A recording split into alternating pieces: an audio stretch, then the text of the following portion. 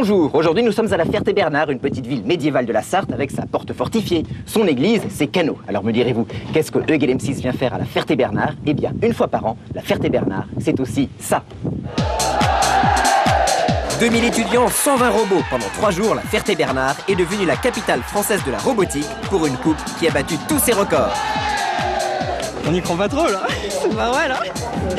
On en carre là. Nous verrons les stratégies de ces merveilles de technologie, l'extraordinaire mobilisation des étudiants qui ont construit ces robots. Honnêtement, on y croit très fort. Et bien sûr, les plus beaux matchs jusqu'aux finales françaises et européennes de cette 6e édition de la Coupe E=M6 de robotique. Ah, vous le voyez, beaucoup d'ambiance. Et regardez bien ce château fort là-haut. Il symbolise en fait la règle de cette année, l'attaque des châteaux forts. Voici la table sur laquelle vont se dérouler les matchs. Il y a 2 châteaux forts symbolisés ici par ces tours de bois.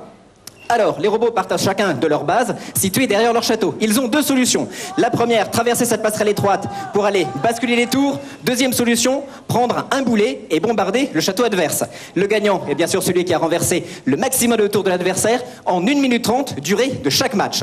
Un point très important, ces robots sont complètement autonomes. Le seul pilote autorisé, il n'y a pas de télécommande, c'est celui de l'ordinateur de bord embarqué sur le robot. C'est un défi technique extrêmement difficile. Il y a 120 équipes de grandes écoles, d'universités mobilisées pour remporter cette coupe. C'est vraiment la mobilisation générale ici à la Ferté-Bernard pour la 6e Coupe de France de robotique. La Coupe de robotique est devenue l'épreuve incontournable du monde étudiant. Avant d'arriver à la Ferté-Bernard, chaque équipe a passé des milliers d'heures de travail pour construire son robot. Un travail qui va se poursuivre ici, dans les stands, de jour comme de nuit, pour ne s'arrêter que quelques minutes avant les matchs. J'ai dormi 1 heure cette nuit, je me suis couché à 6h, levé à 7h, donc je suis un peu fatigué. Mais la nuit d'avant ? L'herbe. La nuit d'avant, pareil. Bah, il a fallu finir, alors bon. C'est soit on finit, soit on dort. Il a fallu choisir. Et pendant que les uns peaufinent les machines, les autres récupèrent comme ils peuvent. Mais tous restent très concentrés. Des élèves ingénieurs des grandes écoles aux étudiants des IUT, en passant par les simples amateurs des clubs de robotique, chacun espère triompher. Cela dit, la Coupe de robotique, c'est aussi une fête. L'ambiance est au rendez-vous avec des mascottes. Et en plus des mascottes, on reconnaît les équipes à leur couleur. Ifitep a choisi le jaune, Ezeo le rouge, Exi le bleu et Epita le blanc. 120 équipes mobilisées, reste à les départager. Voici les premiers matchs de qualification. Début des matchs de qualification. Chaque robot va rencontrer 5 de ses adversaires, soit plus de 200 matchs sur 2 jours, à l'issue desquels les 16 meilleurs robots participeront au 8e de finale. Dès le premier round, les stratégies se dévoilent et sont enregistrées sur les caméscopes des concurrents espions. Car la plupart des robots disposent de plusieurs programmes d'attaque et de défense qui sont choisis en fonction de l'adversaire. D'où la nécessité d'analyser la stratégie des robots adverses. À 2 secondes et le deuxième top à 3 secondes. Très vite, 2 catégories se dessinent. Les équipes qui sont venues participer et celles qui sont là pour gagner. Parfait. On découvre aussi les solutions originales, comme ce robot qui, pour traverser le pont étroit, se met en diagonale et passe sur 2 roues. Ou celui-ci qui démonte son château pour le mettre à l'abri, empêchant ainsi l'adversaire de renverser ses tours. À la fin des qualifications, une chose est claire, cette année la coupe a franchi une nouvelle étape avec des robots extrêmement sophistiqués. Fini le bricolage et les caisses en carton, ce sont des chefs-d'œuvre de mécanique farcis d'électronique. En bref, des robots qui n'ont rien à envier à ceux du monde industriel. Je le rappelle, un point très important, ces robots ne sont pas télécommandés, ils ne sont pas pilotés, ils sont autonomes. C'est vraiment pas facile. Pour arriver à les mettre au point, chaque équipe a travaillé pendant des mois et des mois. Voici les préparatifs de cette compétition. Comment mettre au point un robot? Premier exemple à l'Institut supérieur d'électronique de Paris. Donc là, l'informatique. Vous voyez Jérôme en train de travailler donc, sur des images récoltées par le robot. Il est en train donc, de traiter tout ça en informatique. Nicolas qui fait quelques éléments électroniques. Laurent, Jean, que vous avez vu tout à l'heure, notre trésorier en plein compte là. La mécanique, c'est par ici, avec Sirag et Vincent qui sont en train de peaufiner la carrosserie.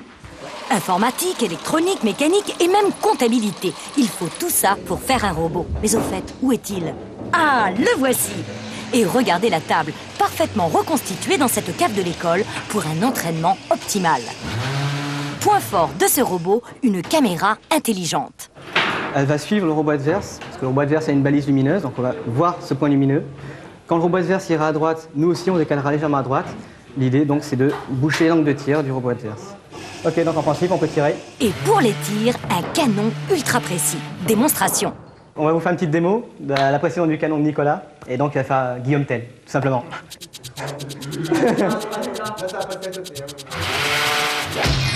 Bravo! La conclusion, notre robot, ben voilà la précision qu'il a, quoi.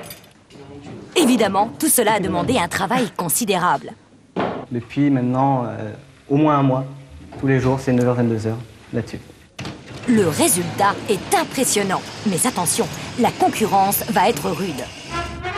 Deuxième exemple, l'IUT de Ville d'Avray qui s'est classé 3e l'an dernier et qui a décidé de prendre sa revanche.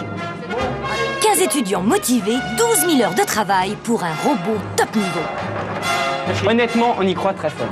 En quelques secondes, le robot ramasse ses balles et réduit le château adverse à l'état de ruine. Le point fort du robot? La vitesse. Voilà. La stratégie, c'est de gagner le plus tôt possible. Nous, on espère que le match soit plus ou moins terminé à peu près dans les 5 premières secondes. C'est-à-dire que nous, on a tout misé sur la rapidité, quoi. Pas seulement, ce robot est aussi un défenseur remarquable. Regardez comme il marque le robot adverse, simulé ici par une boîte en carton. Alors là, il est en train de défendre. Donc, grâce à la balise mobile qui est sur l'adversaire, il connaît sa position, il s'aligne toujours face à lui. Le match est terminé. On dit qu'on a gagné. Et comme si ça ne suffisait pas, 2 petits modules traverseront la table pour aller basculer les tours encore debout. Imparables. Forts de leur robot surpuissant, les élèves de Ville d'Avray sont confiants, mais restent très prudents. Il y a certaines années, des mecs qui ont gagné avec une idée, quoi. Fallait avoir l'idée.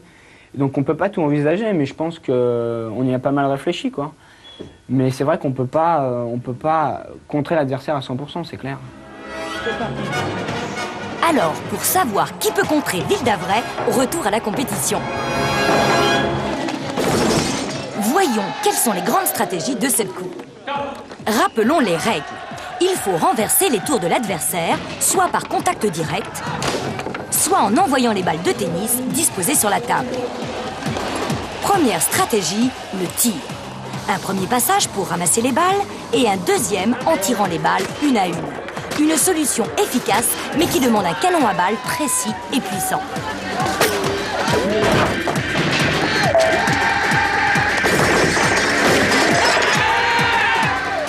Deuxième stratégie, l'assaut du château adverse. Pour cela, il faut franchir les ponts, soit avec le robot principal, soit à l'aide de petits robots, comme ceux de l'ENAC, qui va remporter cette année le prix de la créativité pour leur astucieux système de direction.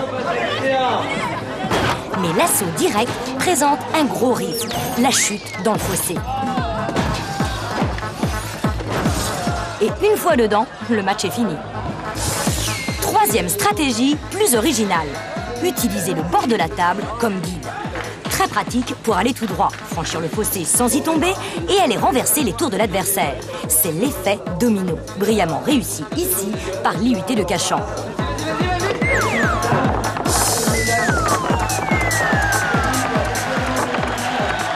Voici la palme de l'originalité.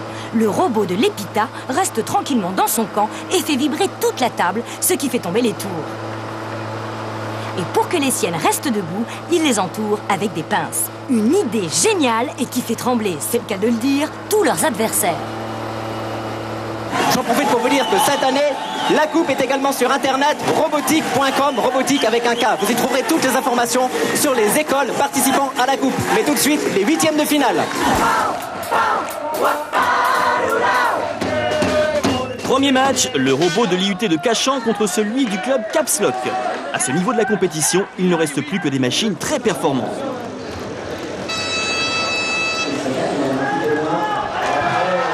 Démonstration. Le robot de Cachan largue son module kamikaze sur le bord de la table. Il la traverse, déloge la protection déposée par l'adversaire et se précipite vers les tours. Bingo! 10 tours renversés, magnifique victoire de Cachan. C'est le couronnement de nombreux mois d'efforts. T'es heureux? Ah oui, super. On était un petit peu anxieux, mais on va prendre confiance en nous maintenant, c'est bon. Et maintenant, 2 robots tireurs puissants et précis. L'Essaïm des ingénieurs mulhousiens, robot jaune, contre l'Essim de Marseille. Mulhouse ouvre la marque, très beau tir, 2 tours abattus. Et aussitôt, il ramasse d'autres balles et se place en défense. Mais le robot de Marseille trouve la faille, il vise juste à côté, 3 tours. Riposte terrible de Mulhouse, 5 tours avec une seule balle. 3 de mieux. Et regardez, un petit kamikaze de Mulhouse en abat 2 de plus. Score final 11 tours à 6 pour l'Essaïm de Mulhouse. Autre match remarquable de ces 8e, le robot vibreur de l'Epita contre l'Eni de Brest. Mais regardez, petit flashback.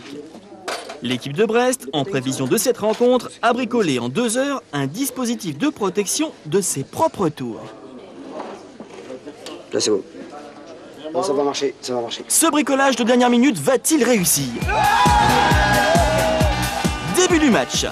L'Epita protège ses tours et fait vibrer la table. Les tours s'écroulent petit à petit, sauf les 5 tours bien protégés par les griffes du robot. Et surprise, côté Brest, le bricolage a porté ses fruits et il protège 6 tours, une de plus que le robot adverse. Les vibrations sont inefficaces. Brest vient de contrer l'invincible tactique de l'Epita. Victoire à l'arraché de l'Eni de Brest, 6 tours debout contre 5. Ils avaient réellement la meilleure défense qu'ils pouvaient adopter contre nous, donc c'était vraiment ce qu'il fallait faire. Ils ont tous réfléchi pendant la nuit en fait. Oui, on sait ça. Mais nous, on pouvait rien faire d'autre. Match suivant, plus classique. En bleu, Lycène de Lille contre le robot des ingénieurs 2000. Un très beau duel d'artillerie. Et formidable tir lobé de Lycène, pile sur le château adverse. Pourtant, regardez comme le robot des ingénieurs 2000 protège ses tours. Nouvel échange de balles et victoire des ingénieurs 2000, 4-3. C'est le bonheur. Là c'est plusieurs nuits blanches, là on est complètement speed là, mais bon on y croit pas trop là, c'est pas vrai là. On est en quart là. Oui, mais avant les quarts de finale, 2 très beaux matchs. D'abord, Athos, le robot de l'Ezeo d'Angers, contre celui de Supaéro. Très bon départ d'Athos qui largue 2 modules pour bloquer les ponts tout en ramassant les balles. Impeccable. Et les tirs commencent comme un exercice. Mais Supaéro riposte. Alors regardez bien, Athos réfléchit et change de tactique. La machine lance ses 2 petits robots qui partent sur le château adverse. Et ça marche, victoire de l'Ezeo 5-3. Et une très belle démonstration de ce que peut faire un robot intelligent. On a beaucoup travaillé, on a surtout fait des réglages la nuit dernière et ça a payé aujourd'hui.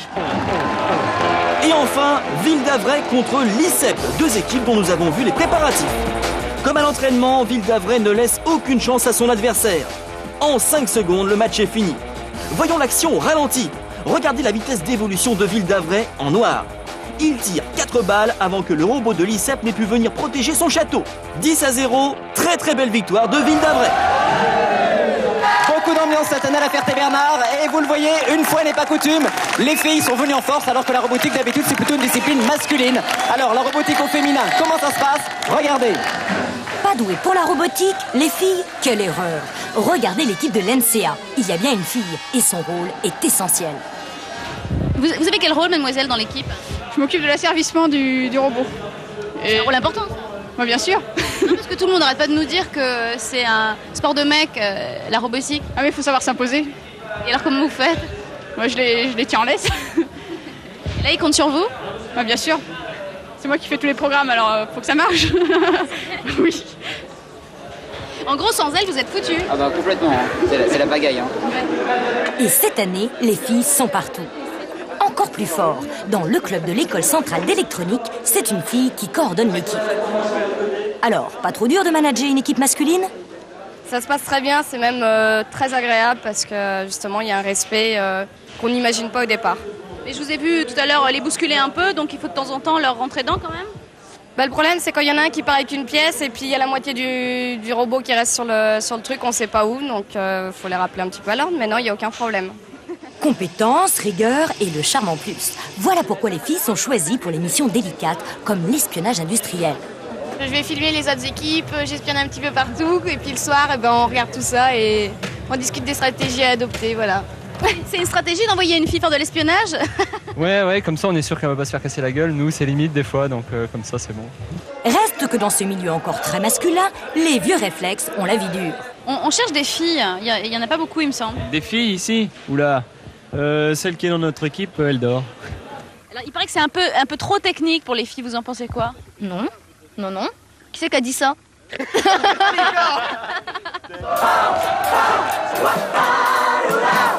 L'ambiance monte à la Ferté-Bernard et pour ce premier match, nous retrouvons le robot brestois opposé à celui de Mulhouse. Très beau départ de Brest, virage impeccable. Un premier tir réussi et regardez, le massacre va commencer.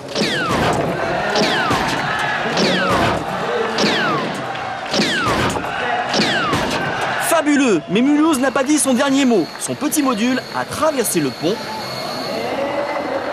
et 9 tours renversés grâce à l'effet domino. Brest gagne quand même avec 11 tours abattus, mais du côté de l'Essaïm de Mulhouse, on est satisfait. On est déjà très content d'être arrivé là, on pensait pas trop, donc c'est très bien comme ça. Et voici un match très disputé. L'IFITEP contre les ingénieurs 2000. Bon démarrage du robot de l'IFITEP en jaune, mais celui des ingénieurs se place en défense. Pourtant, regardez, le robot de l'IFITEP parvient à abattre des tours en évitant de tirer dans la direction du robot adverse. Celui-ci se replace et tire à son tour. La situation est indécise, de chaque côté les équipes comptent le nombre de tours abattus. Le robot ingénieur 2000 s'est replacé en défense, mais le robot de l'IFITEP a de la ressource. C'est le tir de la victoire, 9-6 pour l'IFITEP.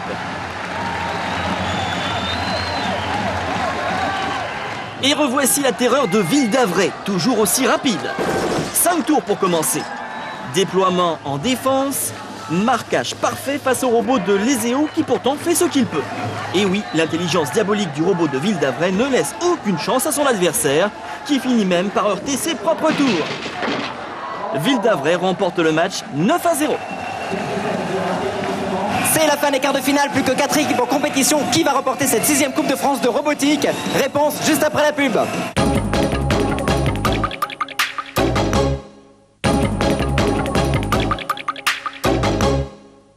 Egal M6, deuxième partie spéciale Coupe de France de robotique, 6e Coupe de France. Plus que 4 équipes en compétition et tout de suite les demi-finales. 4 robots incroyables de précision et d'efficacité. Regardez le démarrage foudroyant de celui de Ville d'Avray. Mais cette fois-ci, il est contré par la machine de l'IFITEP en jaune qui se place immédiatement en défense. 0-0. Mais le robot de Ville d'Avray a une botte secrète. Sa pelle s'abaisse, il va tenter le tir en lobe. Et ça marche. 4 tours. Et 2 de mieux par-dessus le robot adverse. Les étudiants avraisiens ont su construire une machine qui peut tirer avec une précision de l'ordre du centimètre, soit au ras du sol, soit en l'air. Un formidable exploit technique, et même s'ils s'inquiètent, leur défense est parfaite. Le robot fait obstacle au tir adverse. Victoire de Ville d'Avray, 6 tours à 0. Ouais, on a eu très peur. Mais en fait, on savait qu'ils allaient se mettre devant, et on a fait exprès de ne pas dévoiler le tir en lobe comme ça. Et on a tenté le tout pour le tout et ça a marché, on est super contents. Deuxième demi-finale, le robot de Brest, régulier comme une mécanique, face à celui de l'IUT de Cachan, dont le module passe par les bords de la table. Une fois de plus, Brest ramasse ses balles et commence à tirer. Pendant ce temps, Cachan va tenter de déposer son petit module sur le bord de la table.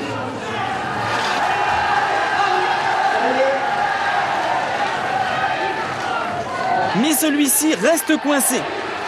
Terrible déception pour Cachan à la suite d'une dizaine de matchs réussis. Victoire de Brest, 5-0. Leur joie est d'autant plus grande qu'ils ont construit leur robot contre l'avis de leur directeur qui pensait qu'il se ferait balayer. Évidemment, côté Cachan, ce n'est pas la même chose. Les boules. Les boules. Mérité de gagner. Je crois, ouais. Mais bon, tout le monde s'est beaucoup investi, alors qui mérite de gagner plus que les autres, on sait pas, mais Nous, on aurait bien aimé gagner. La pression monte maintenant, il ne reste plus que 2 robots en compétition. Ville d'Avray, extrêmement rapide, très sophistiqué. Lenny de Brest, efficace, simple, très fiable. Qui va gagner? Voici la finale de cette 6e coupe de robotique. Et voici enfin le match tant attendu. IUT de Ville d'Avray contre Eni de Brest.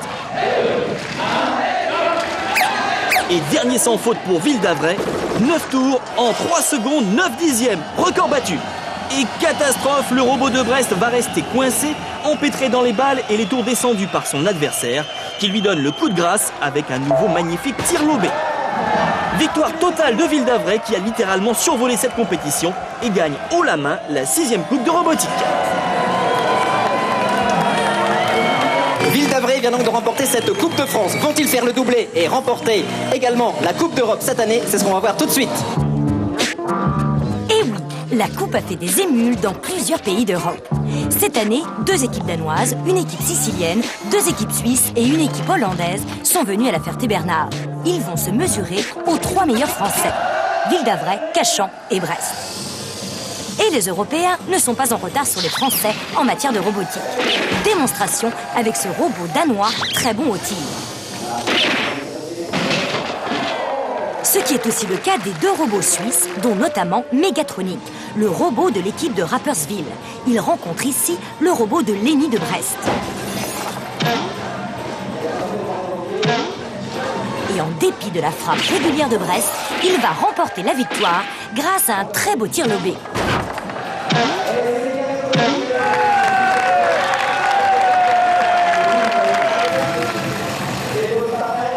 Face aux Hollandais de Eindhoven, en orange, l'IUT de Cachan va faire une fois de plus la démonstration de son module.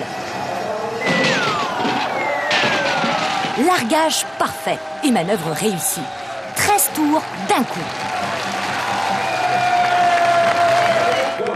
Succès aussi, mais cela n'étonnera personne, du robot de Ville d'Avray sur le robot danois de Sranesran. Comme d'habitude, c'est le massacre. Évidemment, là le match est un peu inégal.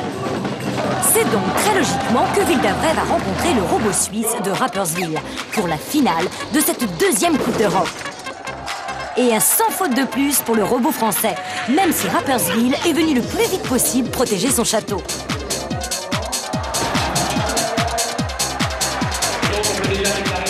Ville d'Avray remporte donc le doublé Coupe de France et Coupe d'Europe.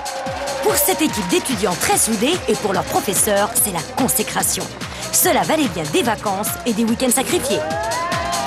Ainsi s'achève cette émission spéciale robotique de Egal M6. On se retrouve bien sûr dimanche prochain. Merci à tous.